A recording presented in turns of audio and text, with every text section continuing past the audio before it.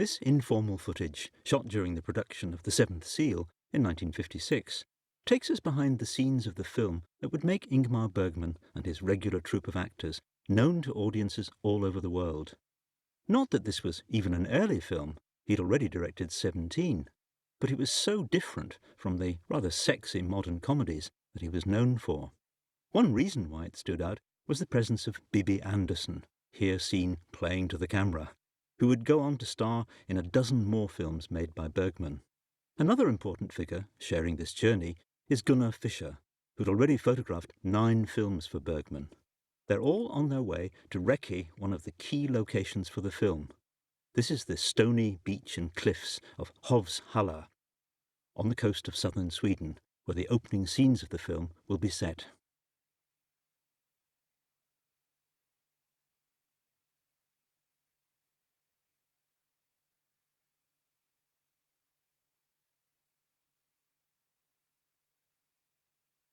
No one, of course, knew what an impact The Seventh Seal would have, and if this all looks rather modest, it's probably because the producers had only allowed a very small budget for a film that must have looked far from promising, and just 3 days of location shooting in a total schedule of 35 days. The task that would face the team was how to make this bleak foreshore a suitably atmospheric setting for the opening confrontation between the weary knight and the apocalyptic figure of death. And the production manager is obviously scouting the surrounding countryside to see if they can pick up some other useful locations nearby. Most of the crew and cast have worked with Bergman for some time, in theatre as well as in film. In fact, Bibi Andersson left drama school to join his theatre company in Malmö, and they had a relationship, as he would do with many of his leading ladies. Andersson had had a small part in his last film before The Seventh Seal, Smiles of a Summer Night. Now she was set to have a much larger part and become a star, thanks to The Seventh Seal.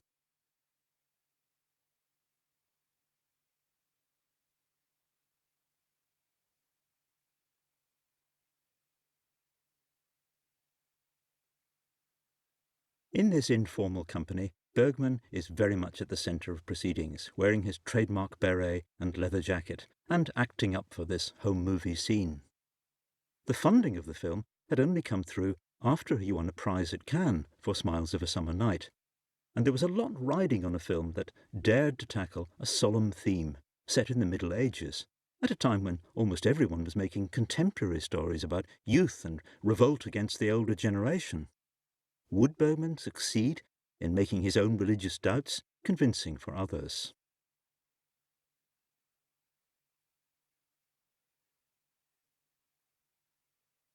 Gunnel Lindblom was making her screen debut for Bergman here, playing the girl who may have been struck dumb by the horrors that she'd witnessed during this time of piety and plague.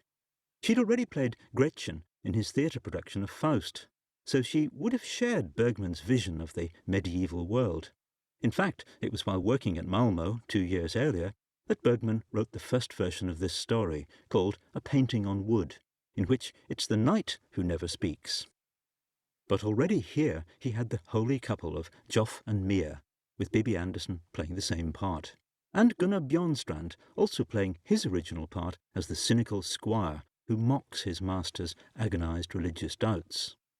The travelling players, seen in their wagon, are a link between the medieval morality plays that inspired Bergman's story and his own theatre background. Not surprising, they become the hope for the future of humanity.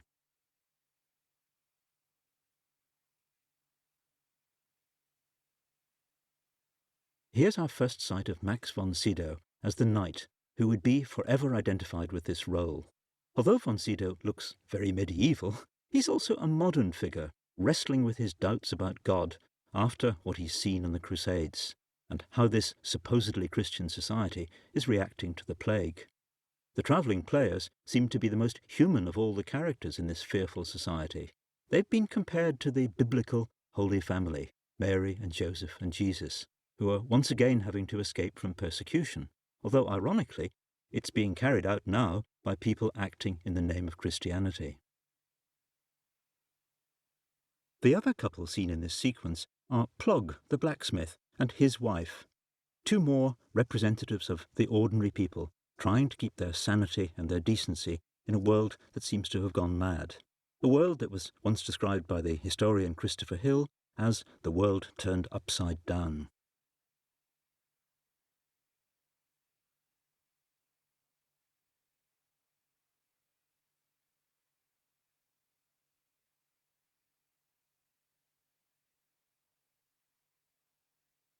Making a film with a period setting can be an odd business.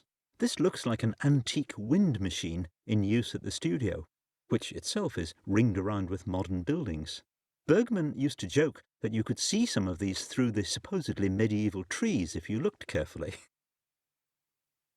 What we're reminded of here is just how simple and homespun production was at this time.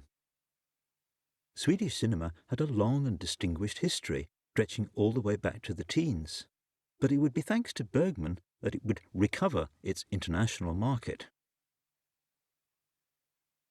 Back on the beach, we saw in the earlier scene. This seems to have been filmed during the actual shoot for the opening scenes. The knight and his squire have arrived back from crusading and are about to find that the land they left has been devastated by plague and the resulting terror.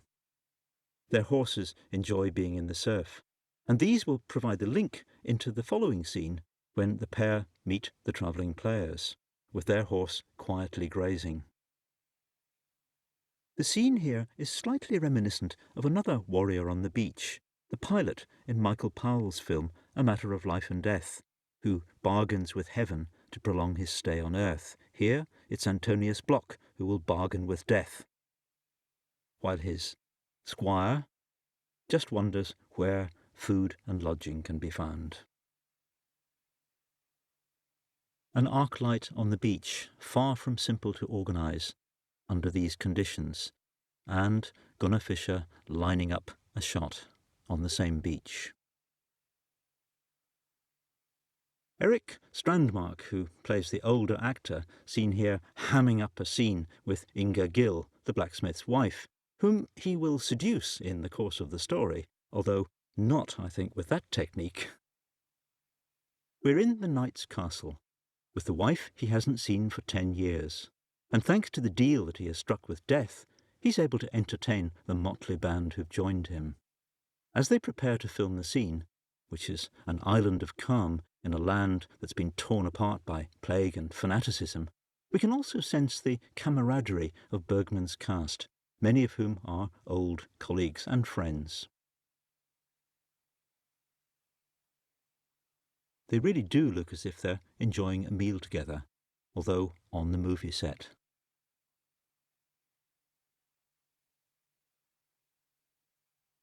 Most of The Seventh Seal was filmed in a studio at Rosunda, surrounded by flats and very visible signs of modern life, as we can see quite clearly here. The crew and the extras are preparing to film one of the big sequences, where the knight and his squire meet a woman condemned as a witch, who will eventually be burned. The knight is both fascinated and repelled by this barbarism.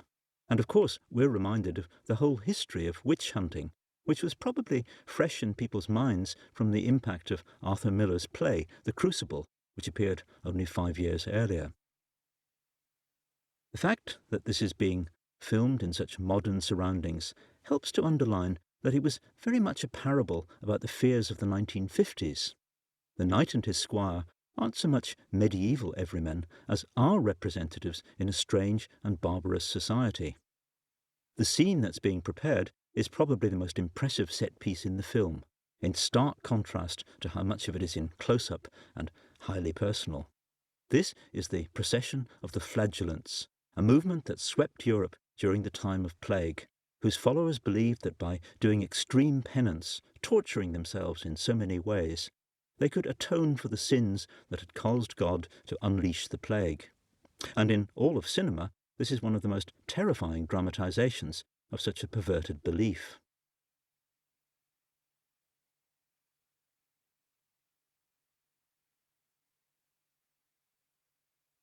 Interestingly, Bergman appears in the middle of this, consulting the script closely, and thanks to his beret looking rather like one of those medieval extras doing a bit of extra Bible study. We know that the idea for the film grew out of Bergman's own struggle with his loss of religious faith. Although he no longer believed, he still felt that belief itself was important and was what makes art meaningful. So in a strange way, which I think meant a lot to the film's first audiences, he was making a film about faith and the pain or the emptiness of losing it, and having nothing to put in its place.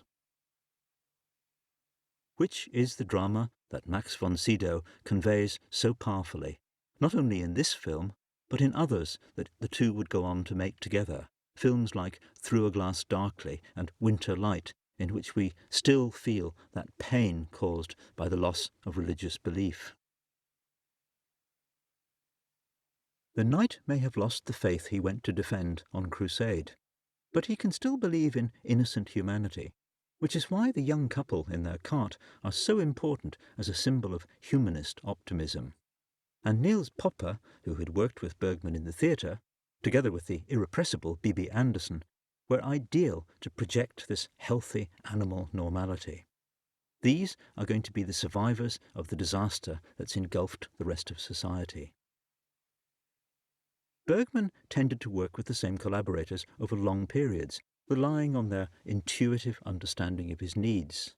The choreographer on this film was actually his first wife, which suggests that he managed to keep on relatively good terms with the many women who passed through his life. These shots remind us of just how informal, low-budget filmmaking in Sweden was at this time, which made the results seem much more earthy and authentic to audiences who were tired of Hollywood and its artificiality.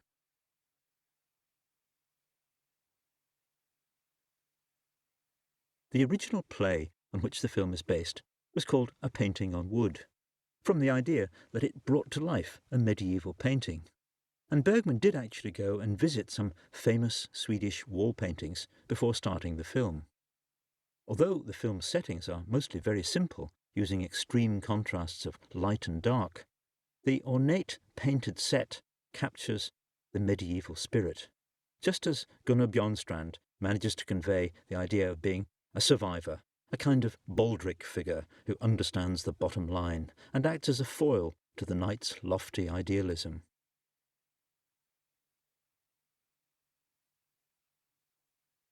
Probably the most important influence on Bergman in creating this medieval world was the tradition of the strolling players, with their morality plays. And this is a rehearsal for one of the performances that Joff, Mia and Skat give. We know that shortly before starting the film, he produced for Swedish radio Hugo von Hofmannsthal's modern version of the play of Everyman.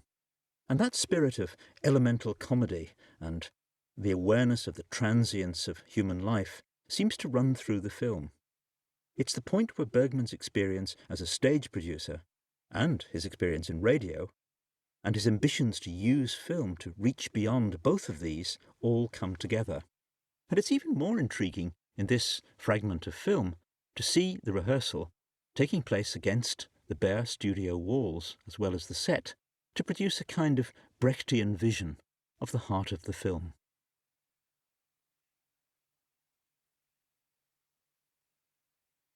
Since Bergman's death, there has been much talk about the darkness of his vision and how gloomy his films were. But when we see the high spirits of this performance, with Bibi Andersson clearly enjoying being at the centre of the show, it's hard to insist that Bergman didn't have an appetite for life and fun. Indeed, he seems to have inspired everyone who worked with him, even if they often worked together, to explore themes that others shied away from.